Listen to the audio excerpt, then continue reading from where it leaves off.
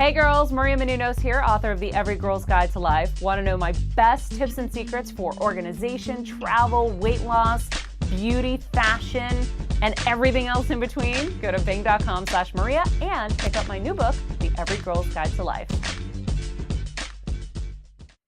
You're listening to the AFTERBUZZ TV Network, now the largest new media platform on the web, and your #1 source for after-show entertainment. Very good, King Johnson. From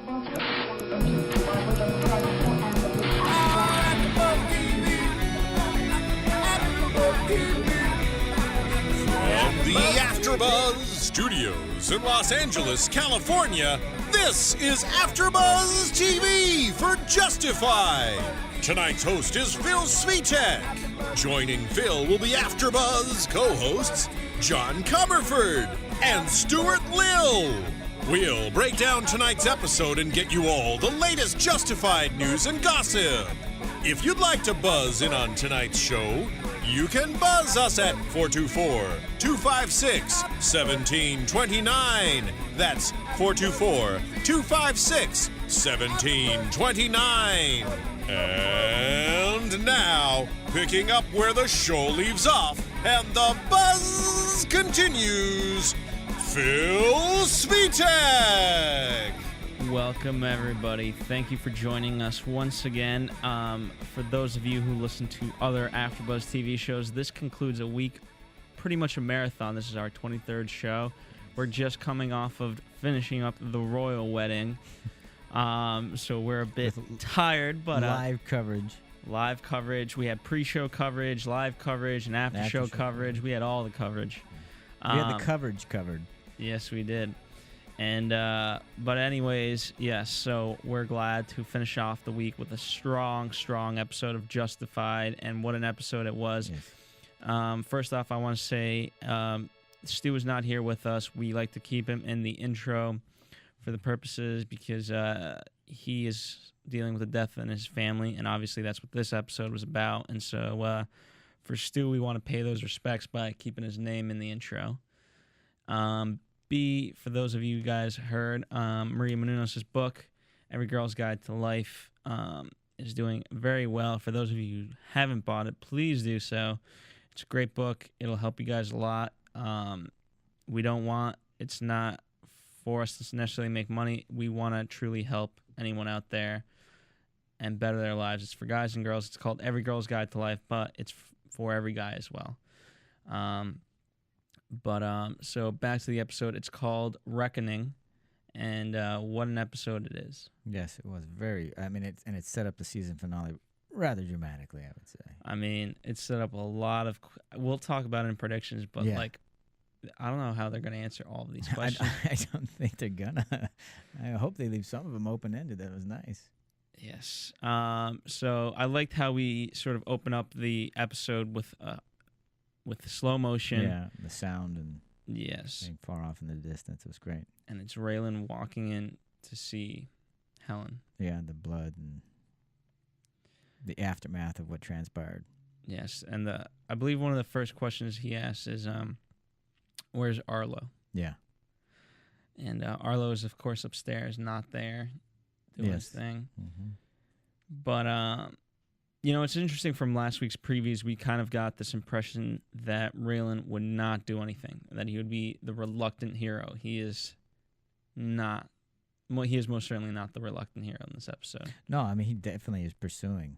He wants Dickie. And it's unclear as to why. I mean, they did a pretty good job of walking the line. Does he want him to really arrest him? Does he want him because he doesn't want Arlo to get to him first? Or does he want him to take care of him? Yes, indeed. And what was your initial reaction to that? What did you think he? Well, initially, I thought he wants to take care of business. Mm-hmm. But it was so quickly. It went to something. I go, no, I'm not sure. I'm not sure. I could. For me, anyway, it was just questionable. I thought his motives. I thought he did a really good job of playing him under. So I wasn't sure. I wasn't sure until he clocked Doyle. Mm-hmm.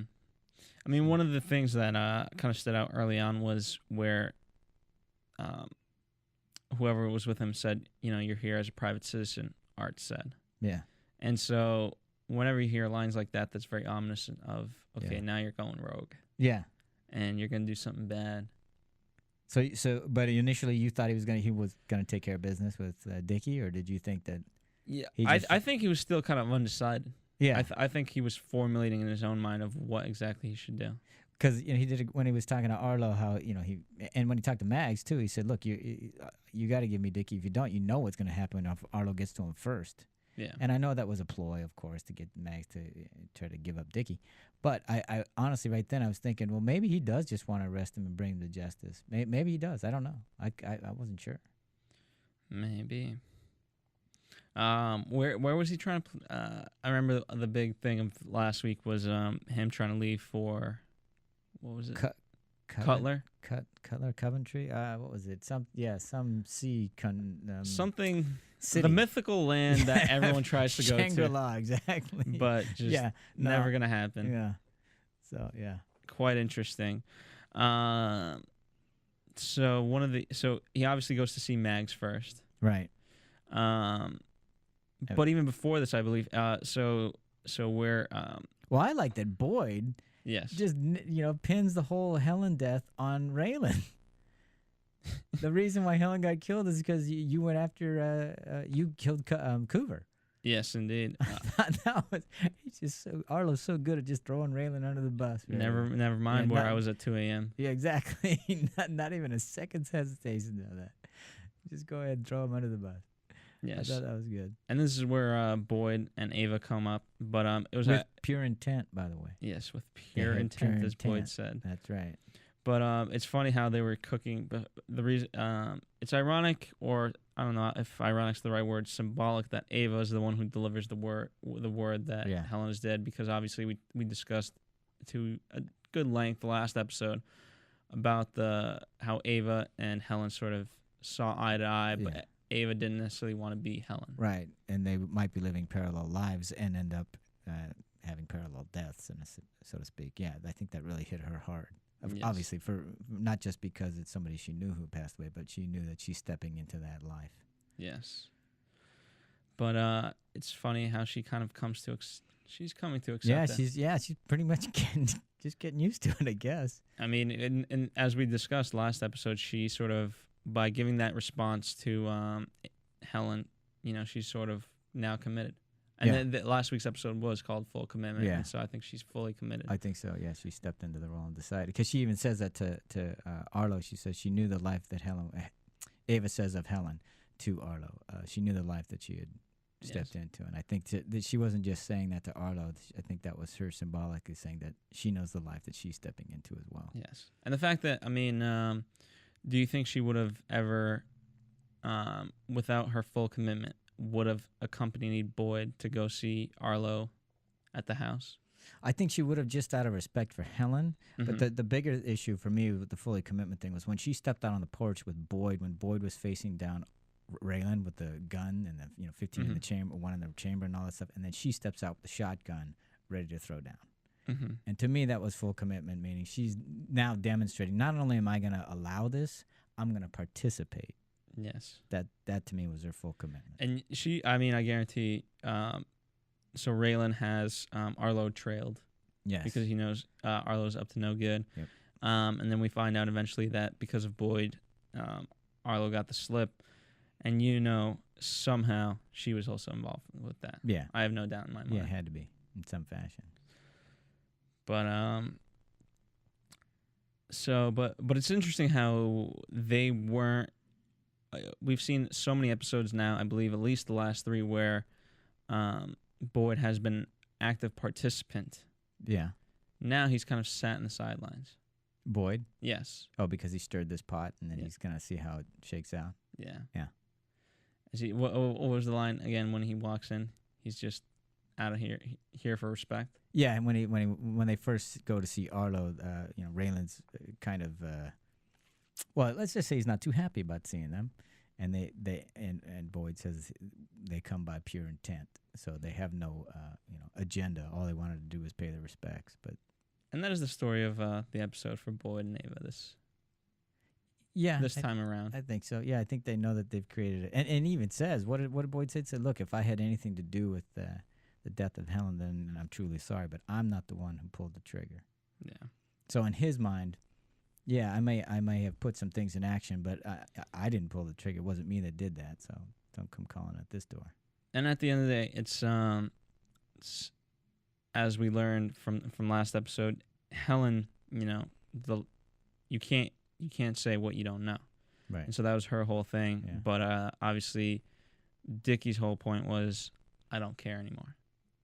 I'm going to cross that line. Yeah, and he doesn't care. And you disowned me, and I want to get what's mine. And yes. And so Boyd had, in that respect, he kept her out of it as much as he could. Yes. So, that was crossing the line. I thought Mags had a good show this time, too, because she was putting some tough spots. She was. Yeah, and I liked it when they first talked to her. She was talking, when, I guess,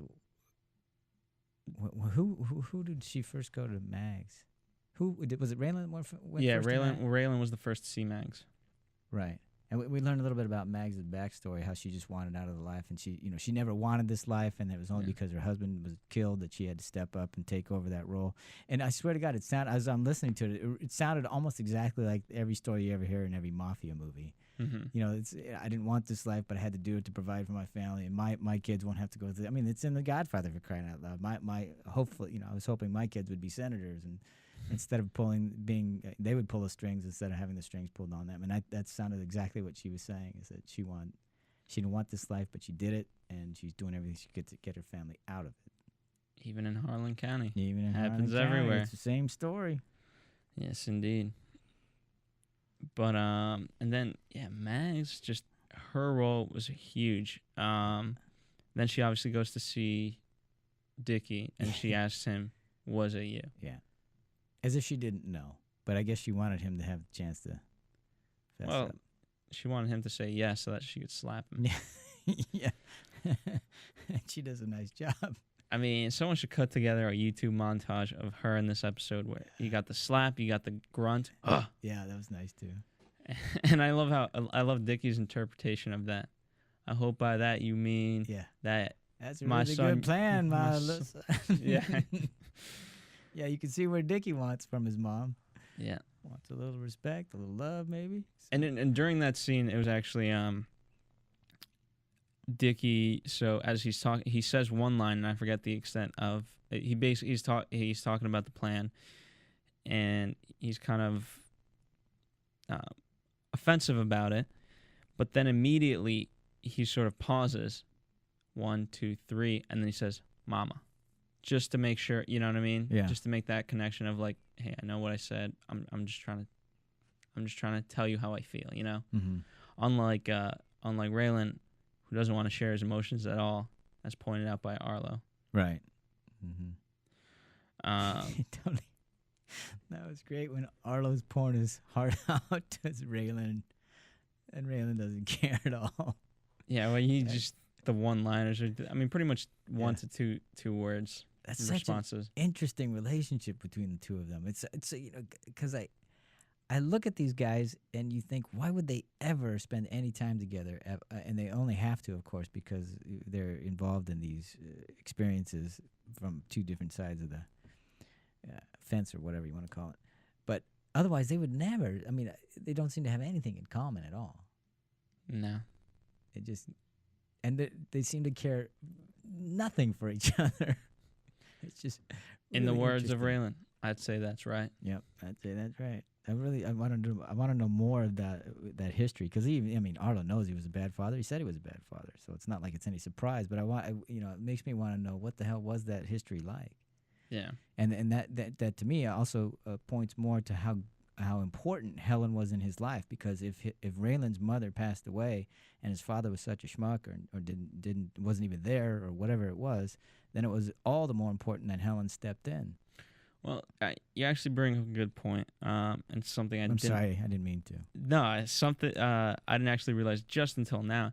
But if you kind of think about it, this whole episode is about parents and their children. Mm-hmm. In the regard of, you have Mags and Dickie dealing with something. Yeah. You have Arlo and you have Raylan. And then you have what I was confused about initially, a Loretta scene. Yeah. But then you immediately cut to Raylan. Yeah. So I think it's in that regard of how we raise our children.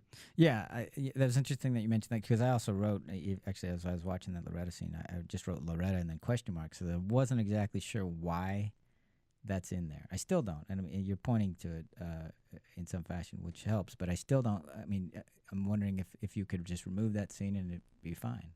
I think you could. I mean, I don't know.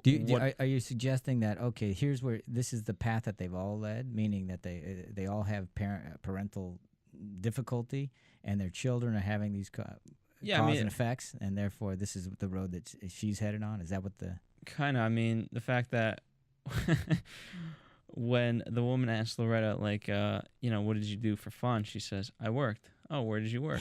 I sold weed. I sold weed to the kids at school. So, I mean, I was 14. So looking back on it, yes, you kind of have to, I guess, dissect it. And in some ways, if you take it out, would it be any worse? Would it be, a different episode? I don't think so. But I think if you analyze it, then you kind of get why it's there. Do you think they cut to Raylan right after that? Because in some respects, he's supposed to be the father figure. The only thing she has left is a father figure. So as Helen was to him, do you think they're making the point that Raylan will be to Loretta? I think so. I think it's in the words of Stuart Lill, our co-host. Yes. It's an omen. An omen. Yes. All right. Well, I hope that'll be interesting. We'll see how that works out. Yes. And and it's, you know what? I don't know how like symbolic this whole show is. I mean, it's obviously written by very smart people, but so the next scene is with Raylan, and he walks into a whore's house. Yeah. Well, not even a house. Okay. This is a home, trailer. A home. Let's call it a home. Yeah. And yes, that was a great scene, by the way. I thought that was hysterical. Yeah, she was crazy. Well, I think she was, drunk or whatever. Yeah, she didn't seem to have all her faculties. I wrote whore confused, and then as the scene ended, two pump chump. 2 pump chump. You get the great. There you go. Great blow line. Pardon the pun. 2 pump chump. That's nice. Yes, indeed. And so obviously that whole scene was very sexual, and we're talking about father figure. I don't know. I'm just trying to make some go sort right of, ahead. I'm trying to make whatever connections they are dangle to on that why the limb Loretta scene is there. Okay. All right. But I believe it's there for a reason that I don't fully understand at this moment. Yeah, I don't apart either, from the parenting. I really like that. I also like the song in that scene. I don't even remember it. I wish I could. I wanted to look it up, but I thought they had a great song. Speaking of that, I also thought the song they had at the burial at the end was really good too. The way they used that. Yes. So I just thought they did a really. Well, I mean, what was interesting about that scene is that she says, Dickie's going to come and he's going to take care of me. He's going to shoot me. Exactly. He's going to get rid of all my problems. That's right. Because I'll be dead. Yes. But she tells him, find Jed. And you'll find Dickie. Yeah. I thought it was nice, too, the way they laid it in, the way you get to see how Dickie's mind works, because when the first time we saw him and Jed, and he's taking the buckshot out of Jed's arm, he's already going, so, where are you going to hide your stash? Put it behind the wall? No, I put it in my fish, what is it? I think he called it a tackle box or something like that. So Dickie was already planning on pinning Helen's death on him, because what he told Doyle later was, look, the blood on the walls is Jed's, and I know where the stash is. It's in the tackle box, so you'll find the blood will be his. You'll find his arm has been shot, and you'll find the stash that was taken from Arlo's house. So early on, he's already planning on having Jed take the blame for this. But I love how I mean, I still thought I always thought of Dickie as this sort of dumb character. No offense to Dickie. Yeah. But so I really thought, in some sense, he really thought he got away with it, him and Chet in that moment. Oh, really? I thought I was kind of figuring that he was consoling him. No, I thought, because the way he looked at when they were in last week's episode, when he saw the limp of Arlo, and you could see the look on his face, and he knew that was Arlo all the way. So when he was taking that buckshot out of Jed's, and he's just asking questions, I thought right then, I'm going, oh, this guy's already figuring out how to pin him on him. Well, already making him take the fall. And then the way he said it to, the way he handed it to Doyle in a silver platter. Yeah. done. But as Doyle goes to, I think that's his strength. Is everybody thinks he's stupid, but he's probably a lot smarter than he. I think so. I think I'm starting to learn that. Yeah. But so we go for the arrest, but then Raylan once again shows up Yep. and takes control. Yeah, that was a good scene too, because we thought, I thought, oh my God, they're gonna take Jed out, and because we already know Doyle said on many occasions, if I want to get rid of somebody, I just shoot him for resisting arrest. And so we already know that's laid in, and we know that that's not beyond him because he's done stuff like that. So here he is telling Jed's wife to get back in the house. It's got nothing to do with you. And you know that as soon as Jed walks right into the house, he's going to shoot him for resisting arrest. Yep. And then Raylan comes out from the dark. As he always does. As he does. It's nice. See, I think that's very symbolic of who Raylan is. He always comes out of the darkness. Yeah.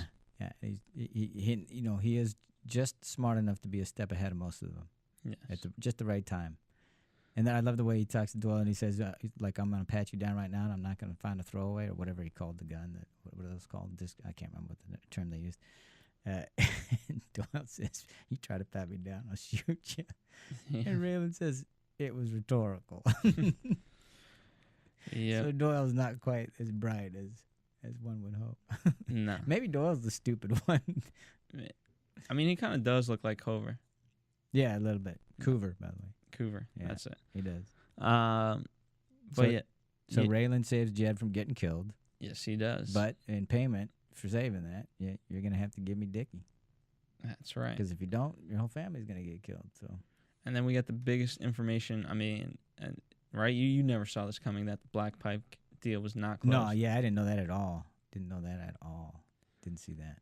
But I more importantly in that scene, I thought the bigger information was when he said, I can't remember, again, I don't remember what phrase he said, but he said, if it makes any difference, we weren't there to get Helen. We were there to get Arlo for what he and Boyd did to Dickie.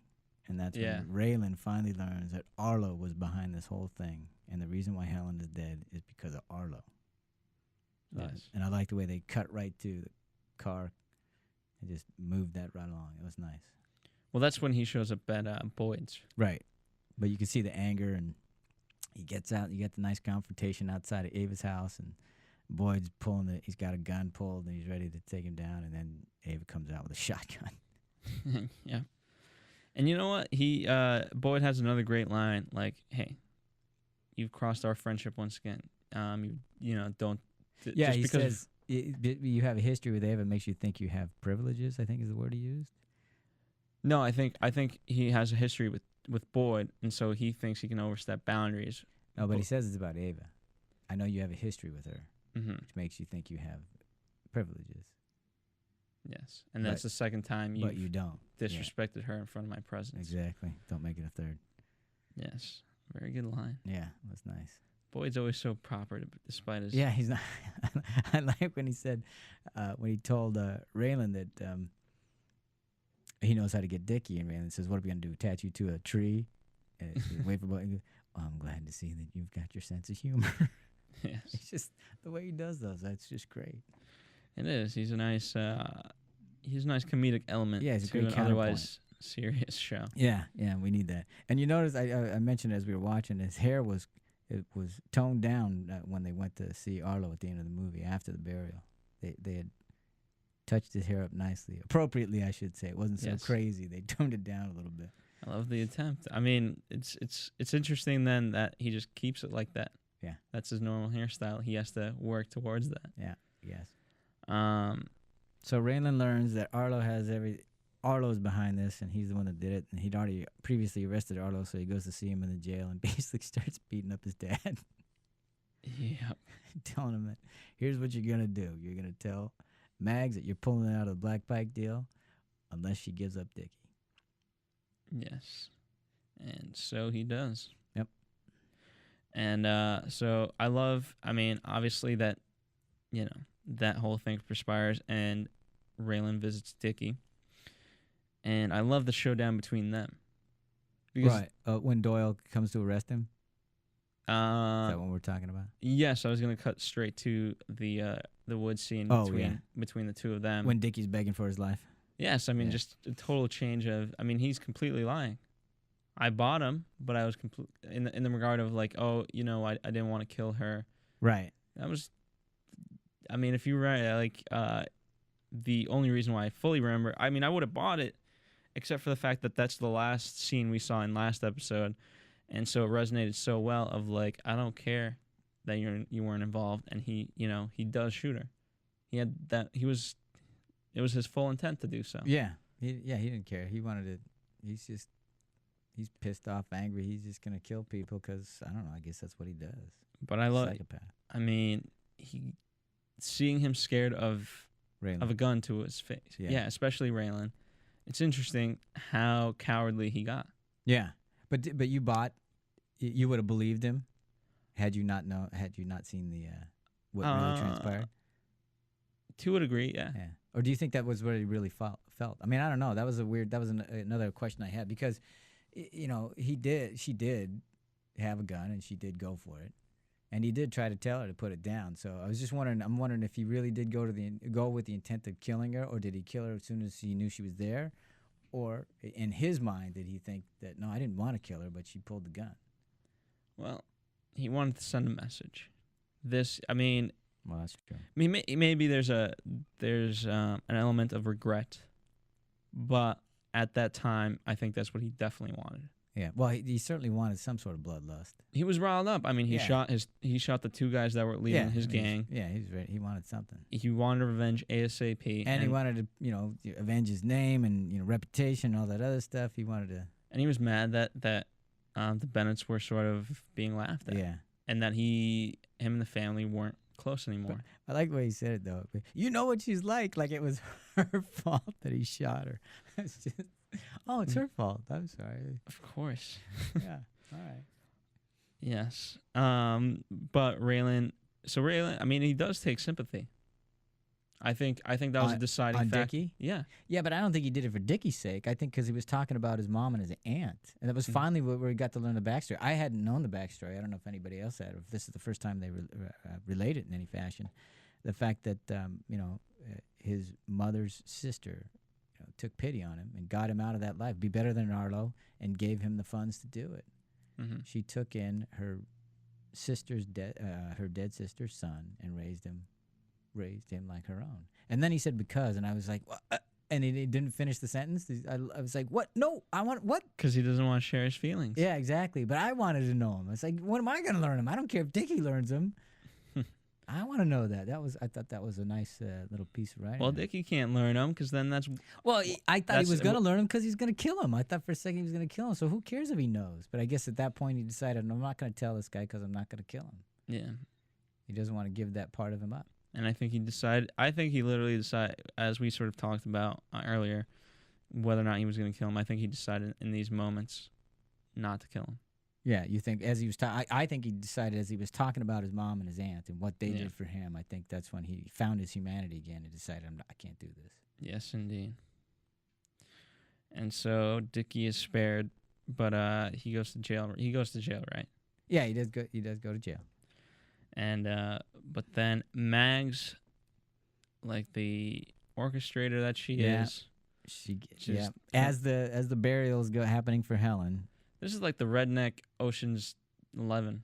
I mean, the way she orchestrated this whole ordeal was just perfect.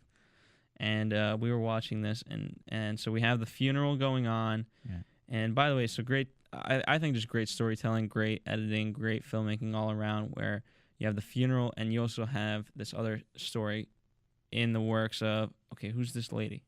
Right. Who's just visiting? Yeah, but even before that lady shows up, what does Mags do? She's got to get that thing signed, sealed, and delivered, so that black pipe thing is it's off the table. Nobody can touch it anymore. Until that happens, she can't set the rest of her plan in motion. So the burial's happening, and as the burial's happening, she's signing the dotted line so that she can have that deal happen, and the Doyles and her family can be taken care of. And then she puts into motion the rest of it. Yes, indeed. And who that woman is, we're not sure. We have our suspicions, but we don't know yet.